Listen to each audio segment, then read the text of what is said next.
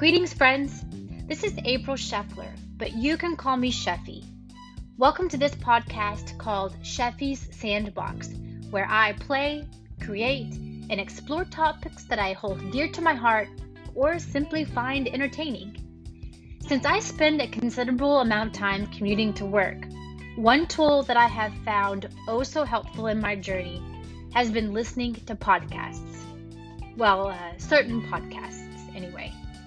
Life is full of synchronicities, and podcasts is one area where those seem to be amplified. Certain themes are in the zeitgeist, and it reminds me that as much as we are on our own journeys, we're also journeying together. I have crafted a story that my friend and fellow writer E.A. Williams has graciously voiced. The podcast episodes specified in the story are real enough, and it is my hope that you check them out. This is the story of a woman named Vanessa and her husband Ray. Vanessa is listening to podcasts such as the Aubrey podcast that talk about polyamory in a good light. Polyamory is a practice of fully loving your partner by letting them get their needs met in ways you couldn't provide and vice versa. If your spouse is analytical and can't relate to you when it comes to emotional experiences, if your spouse's love language is acts of service but not words of affirmation and is incapable of voicing a compliment, well, here's the answer. Polyamory is a painful but worthwhile quest. It burns away one's selfishness and feelings of ownership and lets the other person explore while at the same time providing a safe, stable place that's always there. They have each other's back. Vanessa likes this idea a lot. She brings it up with her husband time and time again, who is definitely not feeling the same way about it. Vanessa downloads all the right apps and finds some really engaging people who are polyamory friendly and respectful of primary relationship boundaries. She is tortured and conflicted. She loves her husband, but at the same time does not want to feel as though she is missing out on something. She wants to really experience life and get those highs of being validated and desired by someone else. She wants to experience new. Is she really willing to sacrifice committed love and stability and risk hurting someone she cares about for fleeting experiences of novelty? Yes, she realizes she is. She feels deeply defective for feeling this way. But wrong or right, that's how she feels. And with tears streaming down her face, she and Ray have another conversation. Ray, who really loves her, can't understand the why of it in any light other than he must be deficient. But he can clearly see that Vanessa is in pain. He meets her honesty with honesty of his own. He doesn't know how he'll feel sharing Vanessa with someone else until he is actually in that position. But if this is something Vanessa is willing to walk away from the marriage for, then he'll try it. He can't promise that he'll be able to stick with it, nor what irreparable damage might be done to their relationship. Vanessa, although not getting the enthusiastic yes she had wanted, has the green light to move forward. But the universe steps in. COVID-19 puts any possibility of dating on hold. People she messages and who message her suddenly ghost. Sexual health is a real concern. She wants to get STD testing first, as that seems a logical first step, but she doesn't have health insurance. She tries to price out some places, but it all seems ridiculously high for private pay. In the meantime, something else is happening. Vanessa is loving herself. With the COVID keeping everyone distanced, she pours her time into creative projects and self-discovery rituals that she hasn't tried before. She completes exercises in which she envisions a future where she is fulfilled and making the most of her talents. She finds, to her surprise, that by loving herself, she doesn't find herself craving the temporary external validation of anyone else, or that rather the appetite is curbed. She no longer finds herself looking to porn for quick fixes, which really do nothing but make her feel worse anyway. She stops trying to numb as much with alcohol. She hears an episode on the DayLuna Human Design podcast called Sacred Sexuality with Michael McPherson, in which sacred union and lovemaking are described in ways different than Vanessa had ever heard them before. Sex energy is neither an uncontrollable drive for which we are to be shamed or something that can only be experienced as sexual objectification, but simply energy, and as such can be funneled in whatever creative ways one chooses. Well, what about the context of marriage? A quickie just for relief.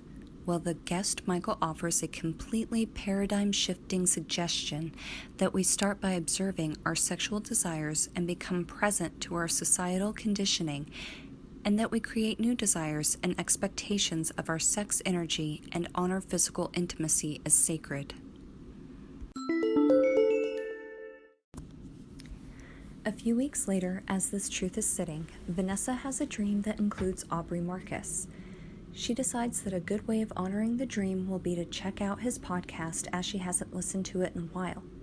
Lo and behold, she hears the episode Love Yourself Whole with Christine Hassler, in which Aubrey, one of those champions of polyamory that Vanessa looks up to, announces his commitment to monogamy and sacred union, and his engagement.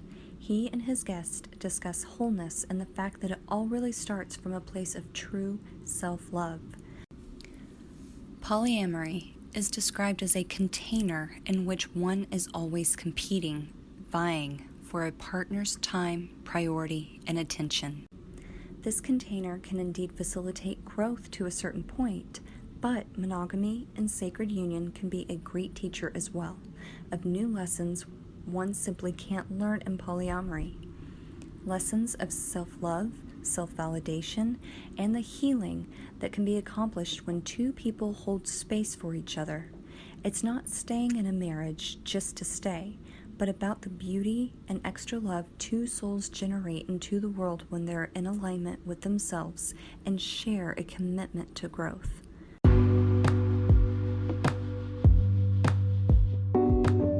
This rings of truth to Vanessa, and she is left in awe of how the universe often weaves lessons and messages together so beautifully when we're looking for them.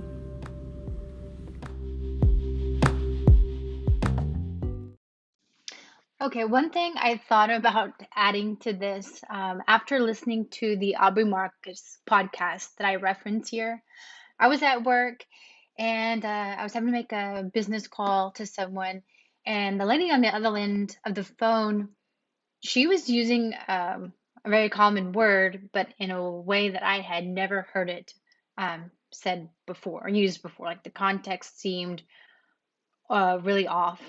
And so I clarified with her, like that's the word she was using, and I was like not making myself out to be someone who knows every word in the English language, but I was like, oh wow, I've never heard it used in that context before, and so I just got off the phone with her after that conversation was done, and I it's just bothering me, like the fact that this, not so much that she was using her professional voice and using this word in a very not inappropriate, but yeah, like I had never heard it used that way before. But that didn't bother me so much as my reaction to it. I'm like, oh, I'm getting all bothered by this. Why?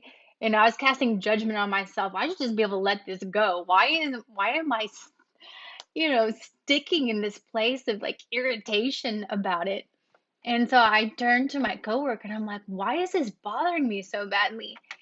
And I work in a automotive machine shop, and he was at a computer doing whatever he does, figuring out compression ratios or whatever. Anyway, so he's like, maybe it's because you love words and you feel like words have meaning, and you don't think that people should be able to just haphazardly assign a meaning, their own meaning to a word.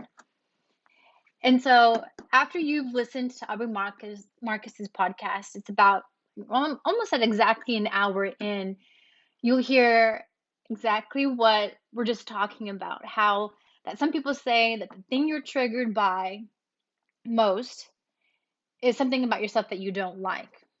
And Aubrey was saying that really didn't resonate with him as much as the things that trigger you the most might be because uh, something that you love about yourself or something that you value is being violated. And so, like, after I had heard that podcast, and then my coworker, brought that to my attention, I was like, you know what? You're absolutely right. This is something I love, is the written word. I love language. I love the beauty and the depth and all the shading that words can provide. And when someone just uses a word to mean anything, then, it kind of cheapens it. So, yes, I guess maybe I felt like she violated something I loved. And so that actually has probably no value, except that if I can share it, then that means that I can bring something productive from that moment of irritation. And just encourage you, when you are finding yourself irritated and stuck, ask yourself, is something that you love about yourself, or just in general, is that concept being violated? And just be aware of it, acknowledge it, and love yourself whole, just like the title of the podcast said with Christine Hassler. All right, guys, I'm done ranting. Y'all have a great day.